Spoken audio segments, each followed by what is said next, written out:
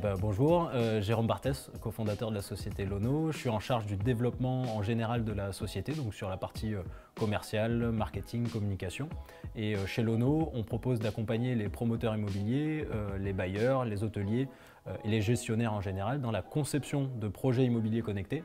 et dans l'accompagnement à la gestion optimisée d'un bâtiment et d'un logement connecté. Alors la domotique, c'est la base, c'est ce qui a permis d'arriver à ce concept de logement connecté. La différence, ça va être vraiment le contrôle à distance, c'est-à-dire que la domotique, c'est vraiment de l'automatisation. Donc on connaît ça depuis beaucoup d'années, une dizaine, une quinzaine d'années, ça existe. C'était prioritairement réservé, on va dire, à des projets haut de gamme. Et en fait, le logement connecté, on va rajouter une touche d'intelligence et de contrôle à distance dans cette notion de connecté. Et en fait, pour résumer à quelqu'un qui peut-être ne connaît pas forcément la technique, on va pouvoir passer d'un habitat passif, donc c'est-à-dire vraiment où l'occupant va devoir s'occuper de son logement, à un logement actif. Donc si on compare par exemple avec l'automobile, aujourd'hui on parle de véhicule autonome où le véhicule va pouvoir conduire tout seul et pouvoir signaler des anomalies à son conducteur. Et bien dans le logement c'est la même chose, c'est-à-dire qu'on va pouvoir donc du coup avoir des informations venant du logement et le logement va s'autogérer. À première vue, c'est complètement transparent, c'est-à-dire que la différence entre un logement classique et un logement connecté, on ne le voit pas directement puisque tout est intégré. On parle d'un interrupteur connecté par exemple qui a le même visuel qu'un interrupteur classique.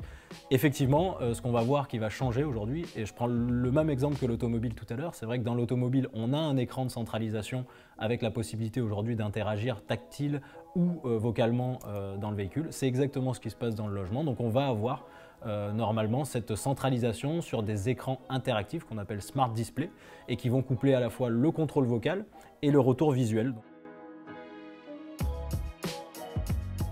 Je vous emmène pas très loin d'ici, en plein centre-ville de Montpellier, pour un projet qui est aujourd'hui emblématique de la ville, qui s'appelle Higher Rock, qui a été lauréat de la pyramide d'argent ici, et du coup qui a un concentré technologique, mais avec cet intérêt qu'il soit le plus simple possible pour les utilisateurs finaux, avec un impact technologique et environnemental fort, donc du coup avec des garanties d'économie jusqu'à moins 30% directement avec le système de chauffage, les volets roulants, les points lumineux connectés, et surtout cette possibilité de personnalisation de la part du particulier dès la livraison sur l'équipement complémentaire.